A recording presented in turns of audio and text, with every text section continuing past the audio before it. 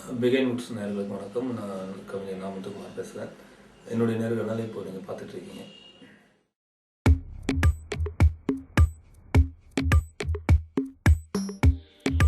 இப்போவும் இருக்குது, அதே முக்கியத்துவம் இருக்குது. இப்போது அந்த காலத்தில் என்னென்னா திராவிட இயக்கங்கள்லாம் வளர்ந்த காலகட்டம் அது. ஒரு பக்கம் வந்து பொது உடைமை இயக்கங்கள் வந்துட்டு இருந்துச்சு, இன்னொரு பக்கம் திராவிட இயக்கங்கள் வந்து தமிழ்நாட்டில் கால் ஊன்றி அது வந்து வளர்ந்த காலகட்டம்.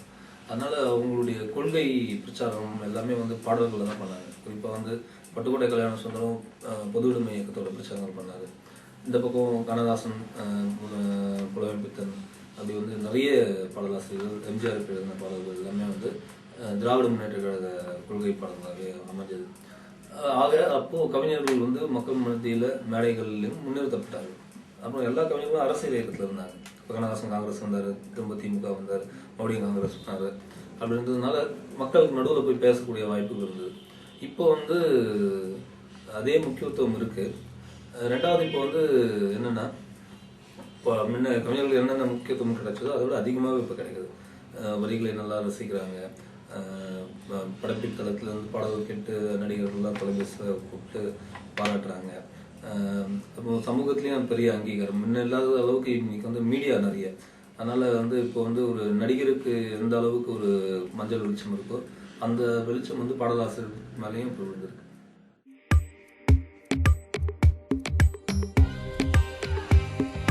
நிறைய பட்ஜெட்டில் எடுக்கிறாங்க, அதான் சொல்லக்கூடாது. சமுதாயத்துக்கு, அதாவது நேரடியாக தெருவில் இறங்கி வந்து சமுதாயத்துக்கு பாடுபடணும்னு இல்லை, என்னுடைய படைப்புகள் வந்து சமுதாயத்துக்கு நான் கொடுக்குற படம் தான் நான் நினைக்கிறேன். குறிப்பாக என்னுடைய 13 புத்தகங்கள் வந்திருக்கு. கிராமம் நகரம் மாணவர்கள் புத்தகம் எழுதியிருக்கேன், பாலகாண்டம் எழுதியிருக்கேன்.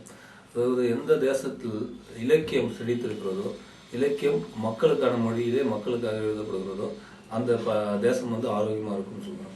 ஸோ ஹிட்லர் வந்து ஒரு தேசத்து ஏதோ ஒரு நாடு மேலே படையெடுத்தாருன்னா அந்த தளபதியை கூப்பிட்டு சொல்லுவாராம், முதல்ல வந்து அந்த நாட்டு மேலே படையெடுக்கிறதுக்கு முன்னாடி அவங்களுடைய பண்பாடு, இலக்கியம், கலாச்சாரம், மொழி, இந்த நாளையும் சிதைங்க, இந்த நாளையும் 4 மீதும் படையெடுங்க, அந்த நாடு தானாகவே அழிஞ்சிடும் நம்ம படையெடுத்துக்கு முன்னாடின்னு.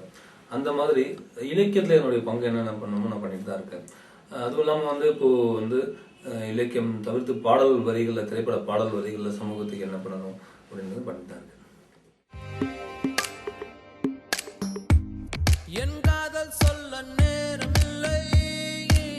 எனக்கு பாட்டு எழுதுறதே மாற்று விருப்பம் தான். ஏன்னா நான் படம் இயக்கிறது தான் வந்தேன். பாலமுருகன் சார்கிட்ட வந்து அசிஸ்டன்ட் டைரக்டராக இருந்தேன். ஒரு ஒரு விபத்து மாதிரி பாடல்கள் எழுதி கடந்த 6 ஆண்டுகளாக அதிக படங்களுக்கு பாடல் எழுதுகிற ஒரு பாடலாசிரியர் இந்த நிலை வரை இது புலிவால் பிடிச்ச மாதிரி போயிட்டே இருக்கு. படம் டைரக்ட் பண்ணுவேன், இன்னொரு 4-5 வருடத்துக்குள்ளே பண்ணுவேன்.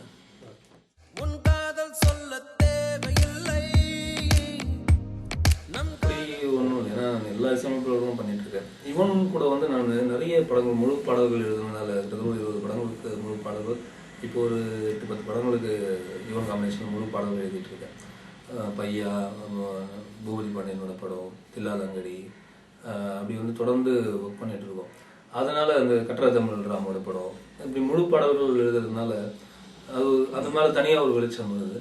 மற்றபடி நான் எல்லா இசையமைப்பாளருக்கும், ரஹ்மான் சாருக்கு நிறைய எழுதியிருக்கேன், ஹாரிஸ் ஜெயராஜ் அவர்களுக்கு நிறைய எழுதிட்டுருக்கேன், ராஜா சார் ஒரு 10 படம் பண்ணுறாரு, எல்லா படமும் நான் எழுதுறேன். அதுவும் இல்லாமல் வந்து அடுத்த தலைமுறை இசையமைப்பாளர்கள் ஜேம்ஸ் வசந்தன், செல்வ கணேஷ், அப்புறம் வந்து சுந்தர் சி பாபு, விஜய் ஆண்டனி, இமான், ஸ்ரீகாந்த் தேவா, இவங்களும் நம்மளை தொடர்ந்து விரும்புகிறாங்க. எல்லாருமே என்னுடைய கவிதைகளையும் பாடல்களையும் ரசிக்கிறாங்க. அதனால வந்து எல்லாருக்கும் நான் கம்ஃபர்டபுளாக தான் இருக்கேன்.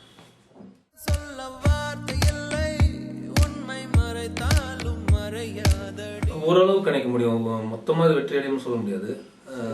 ஒன்று, அந்த இயக்குனர் வந்து நட்சத்திர இயக்குனராக இருக்கும் பட்சத்தில், அது நட்சத்திர நடிகர்கள் நடிக்கும் பட்சத்தில், அது வந்து நாங்கள் டியூன் போடுறதுக்கு முன்னாடி இந்த பாட்டு வந்து எல்லாரும் கேட்பாங்க அப்படின்னு ஒரு மனசில் தெரியும்.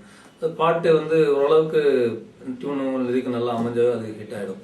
அப்புறம் புதுமுக நடிக்கிற படங்கள்லாம் பார்க்கும்போது சில பாடல்கள்லாம் டியூன் ரொம்ப எக்ஸ்ட்ரானரியாக இருக்கும், இல்லை நம்ம உயிர் கொடுத்து நல்ல வரிகளை எழுதியிருப்போம். அப்பவே தெரியும் இது வந்து படம் ஓடுதோ ஓடலையோ இந்த பாட்டு பெரிய ஹிட் ஆகும். அப்படி நிறைய நடந்திருக்கு.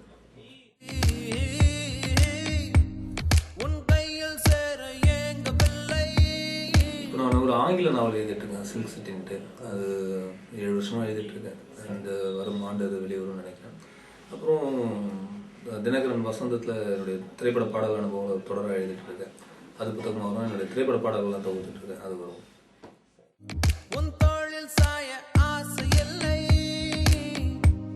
நான் நிறைய ட்ராவல் நிறைய போவேன், நிறைய பயணங்கள் போவேன். ஓய்வு கிடைக்கும் போதெல்லாம் அந்த பயணம் போவேன். இப்போ தொடர்ந்து எழுதிட்டே இருக்கிறது இல்லை. ஒரு 4 நாளுக்கு ஒருத்தர் வந்து ரிஃப்ரெஷ் பண்ணுறதுக்காக ஏதோ ஒரு ஊருக்கு கண்காணாத இடத்துக்கு ட்ராவல் போவேன்.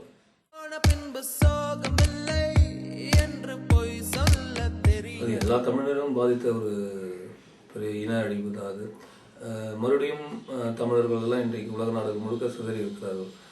எல்லா தமிழர்களும் தமிழ் என்கிற அந்த ஒற்றை நூலில் மறுபடியும் இணைந்து அகதிகளாகிவிட்ட நம் ஆதித்தமிழ் மக்களுக்காக நம்மால் இயன்ற உதவிகளை நாம் செய்வோம் என்ற நம்பிக்கை இருக்கிறது.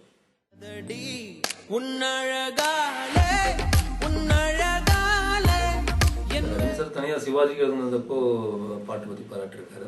எந்திரனுக்கு அப்புறம் நான் சந்திக்கவில்லை அவர். பிகைனர்ஸ் அனைவருக்கும் என்னுடைய புத்தாண்டு மற்றும் பொங்கல் நல்வாழ்த்து.